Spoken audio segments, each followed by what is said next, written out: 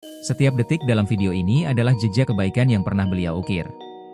Sebagai bentuk cinta dan kerinduan kita, mari luangkan waktu 1 menit untuk mengirimkan doa terbaik, khusus untuk almarhum Ki Seno Nugroho. Al-Fatihah.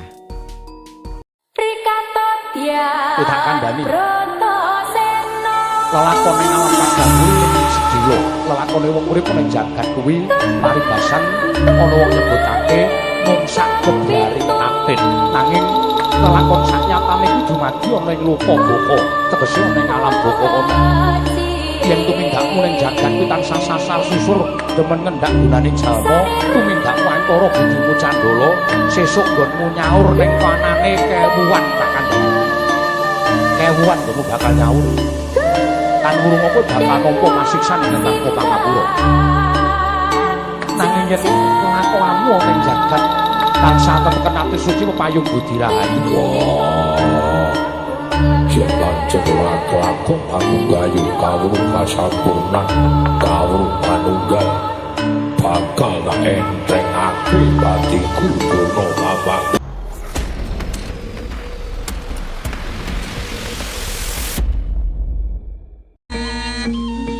Mawe raras retnaning driya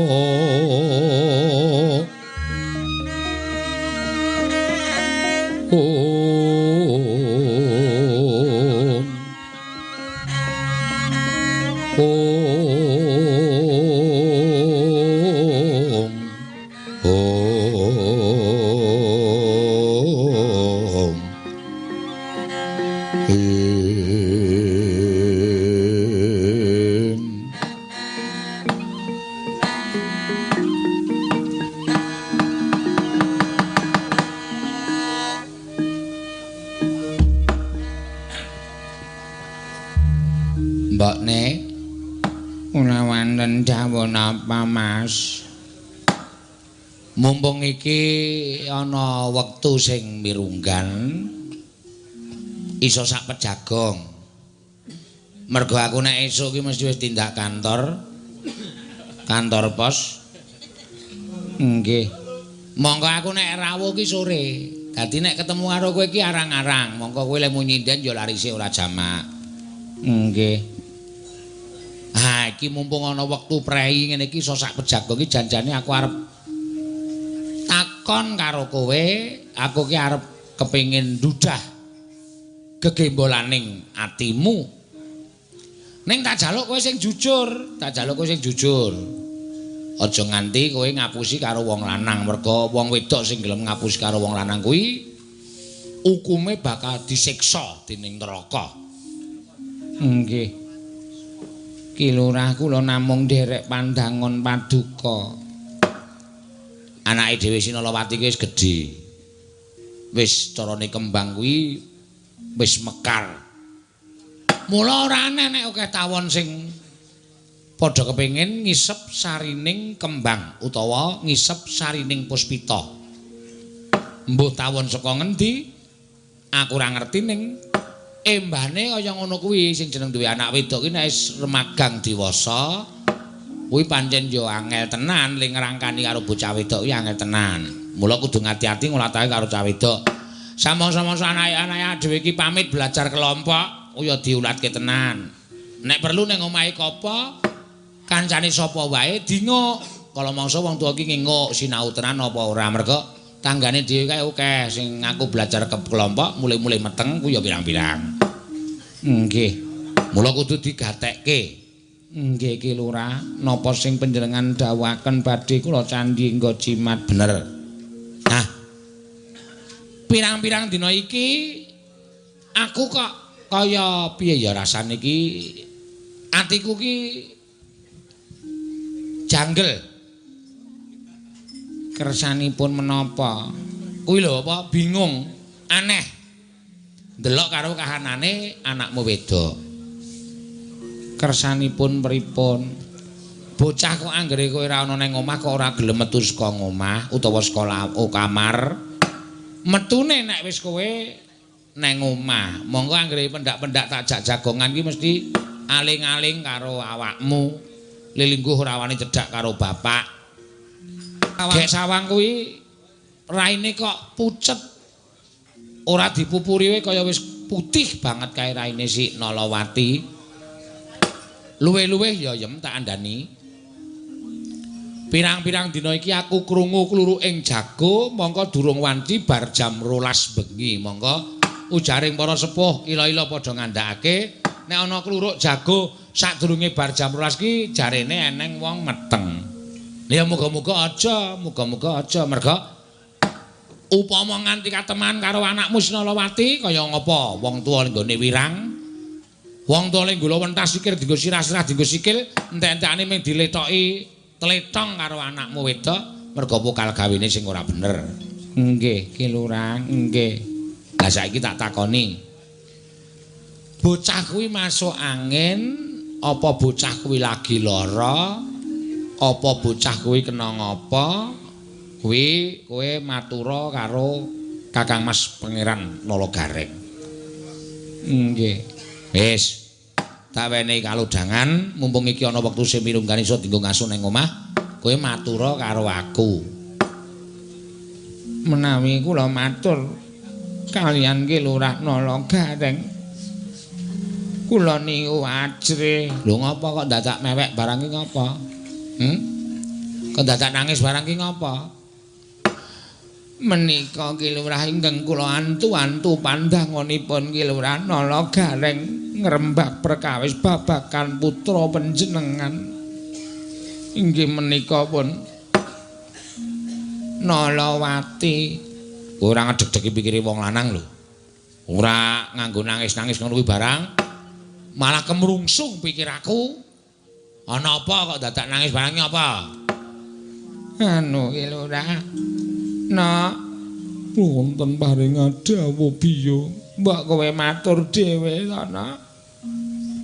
Mbokmu ora aku agang matur karo bapakmu merga bapakmu ki wacake kaya Prabu Baladewa. Galake ra jamak-jamak, senengane getaki simbok.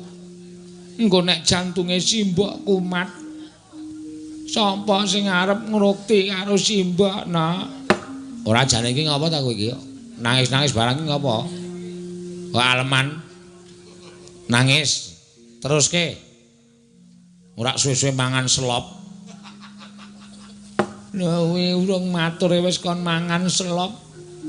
Kaya omong dhewe ya Nalawati aku wis ora iso matur karo bapakmu nek wis kaya ngono kuwi Nalawati. Nalawati. Wonten dawuh bapa. Maju kene. Nggih. Matur. Mbokmu ora kuat matur. Matur ana apa? Apa kowe ndek utang akeh apa kowe kepiye? Apa kowe diladaki kancamu? Apa kowe diece karo kancamu? Kok nganti simbokmu nangis kaya ngono kuwi? Matura karo bapakmu. Ana maju. Nalawati. Wonten dawuh. Maju. Maju to Pak Seret. Wah, senengane ganggu karo pikirane wong tuwa iki aku ora seneng e. Maju kae wis. Ayo toh dijumbuhke karo nek njaluk dit dienggo rebonding barang ana kae.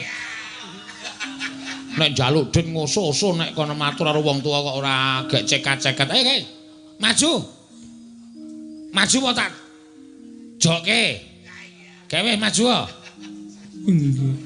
Nalawati maju bapakmu raine wis abang kaya ngono kae engko ndak malah ayan cetekmu kuwi. Ujung rai abang kok ayan senane. Maju kene nok Cabaguk Cahayu. Ing Manudya Yutama ngambar arum sang kusuma.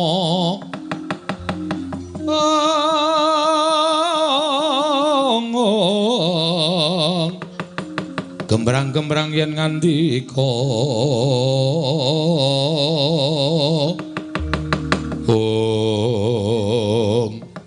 wis gak wis kowe matur karo bapak kowe lara nek lara ayo tak presake none Mas Mantri. Soale mantri desa kene iki nek mriksa tlatene ra jamak-jamak. Masuk angin le mriksa tekan ndi-ndi. Nah, ngetak presake aja kuwatir. Nek kowe ora lara, sebabe apa kok kowe kaya wong lara? Pasuryanmu kok dadi kaya ngono kuwi jane eneng apa to Nalawati, Nduk Cahayu? Aja ngrusak atine wong tuwa ya, Nger. Kowe anak-anakku siji-sijine kuwi iso njunjung dhuwur mendem karo atine wong tuwa ya. Kula tak matur kalih Bapak. Heeh, ngapa? Matur apa? Njaluk mie apa? Apa njaluk apa? Anu, apa jenenge iki? Farimo. Wong ora iso ngarani kok Farimo. Ya njaluk jeneng bapak ki ora njaluk anak ki kepradah kok. Tak dolke sawah, aja kuwatir. Ora usah isin dicek kancamu nunggang galengan, ora usah kuwatir. Yang penting bapakmu sembodo nuruti karo kowe. Inggih. Rama Bapak. Kula tak matur. Matur. Tahu ki ya ayu tenan kok ya. Mula ngarepan omah ki recek. Tunggu liwat nom-noman anggere liwat klinting klincang klinting. Kowe ngarep weruh kowe mepeni kowe do bingung. Inggih, ngatasipun anakipun ki Lurah Gareng kok nuwun sewu saged kados mekaten. Sombong. Umuk kowe, Aja kaya ngono. Matur. Kula tak matur kalih Bapak ning Bapak ampun duka. Ora. Ngapa nesu aku? Nek pancen tembungmu iki tembung apik-apik, bapak ki ngenggoni ana tetembungan, bapak pola anak kepradah. Kuwale. Iya, Ding. Anak pola bapak kepradah. Nek kowe duwe penjaluk, njaluk apa? Njaluk sekolah meneh? S2. Aja pilek. Bapak ki S1 wis sentrap-sentrup semene rong rampung-rampung kok. Nggih. Kula tak matur kalih Bapak ning Bapak ampun duka. Ora, bocah iki lho. Kowe gecek-gecek. Nyuwun pangapunten. Pak. Apa? Kok kaya sinetron to malahan? Pak. Mbok gecek-geceket. Kula tak matur. Kula niki ngandhek. Apa? Ayo nang dalan, nek ngendeg bis ki nang dalan. Nang omah kok ngendeg bis ki piye ora? Ya ora ana sing mandeg bise kok ya. Nyuwun pangapunten, Bapak, nyuwun pangapunten. Kula niku ngandhek. Anda piye maksude sing cetha? Kula niki bobot. Ayo ditimbang. Bobote pira? Biyong kula bingung ngarep matur. Mas, anak sampeyan niku meteng.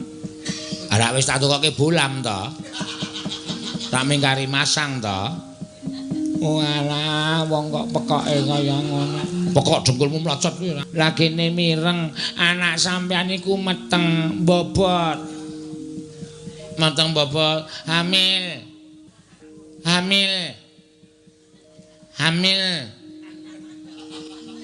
Maksude mula kowe iki tak ajar lho Yem. Kowe iki wis tuwa kok meteng neh iki piye? Sanes kula pun monopos. Pun mboten iso. Sing meteng niku anak sampeyan. Maksude Nolawati niku meteng bobot bayi. Nggih.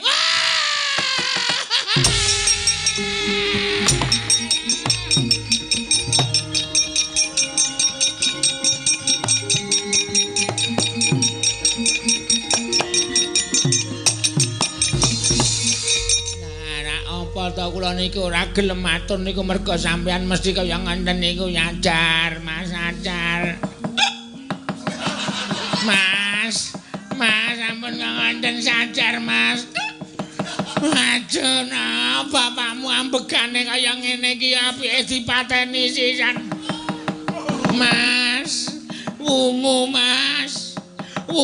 Mas Gareng, ampun kaya ngaten.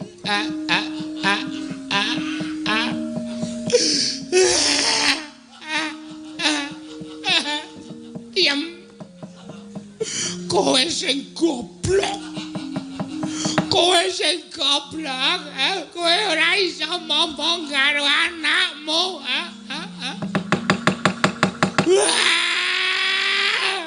Iki aku isen nek nganti krungu wong tangga teparo anake gareng meteng di luar nikah. Sarawati. Kowe cilik tak gedhe bareng. Kowe gedhe kok malah dintopu wong.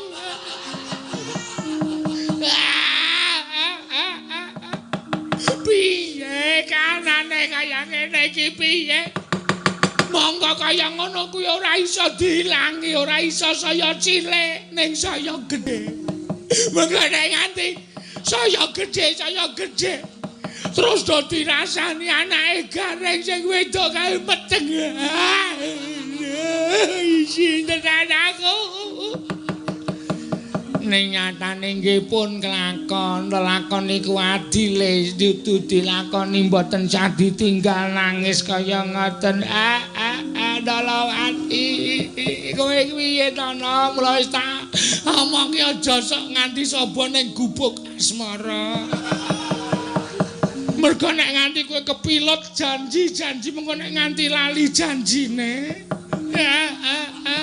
Uripmu kaya diblonyo kembang rawe. Mergo kowe kuwalat karo podang kuning.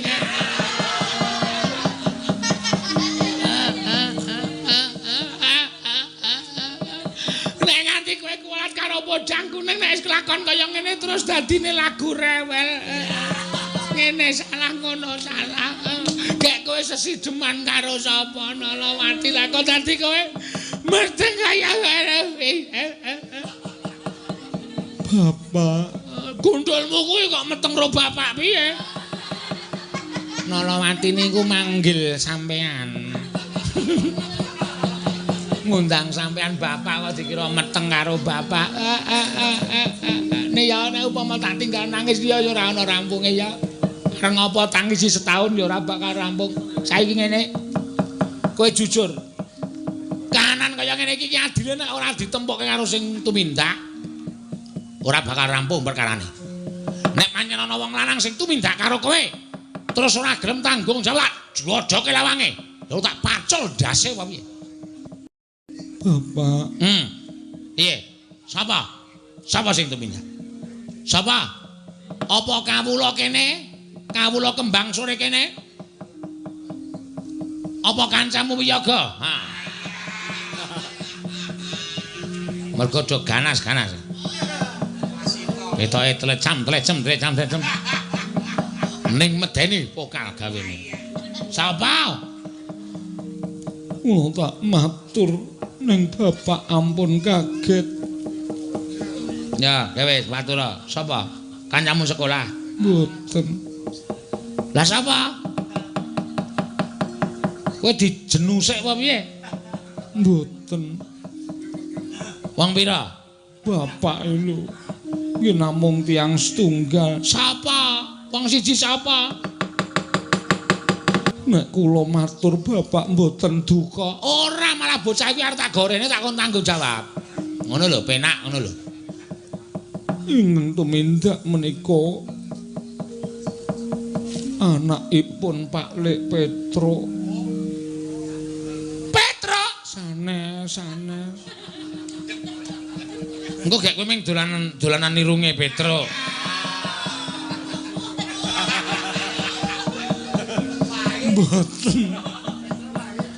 Mboten sanes Pak Lek Petro ning anake Pak Lek Petro. Lho.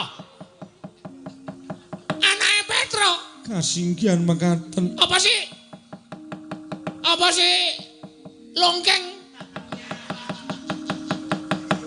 Adi Lengkung Kesuma. Wah!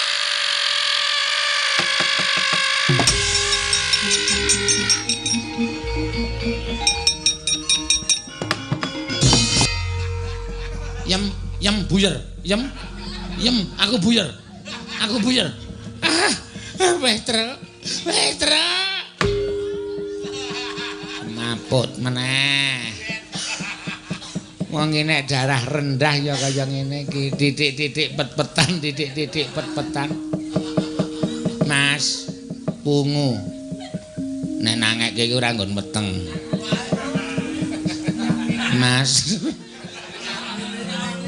Mas, wungu. Tangi ya.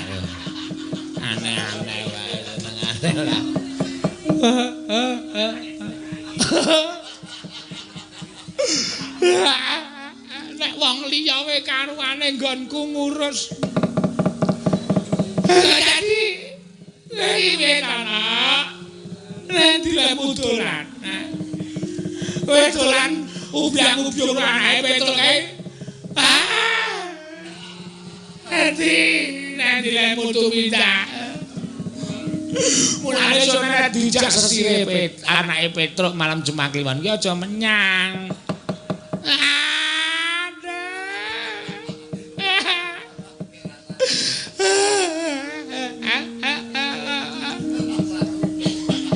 Terus anake Petruk tanggung jawab ora? Sepriki mboten mriki. Ha iya, kena wis entuk-entukan kok. Sing ora tekan kene ya. Mesti mengklecam-klecem nang omah. Petruk! Petruk! Kancong bolong anakmu tumindak kaya ngene ora iso ngajar anakmu. Lereh getih. Walik. Getih lereh.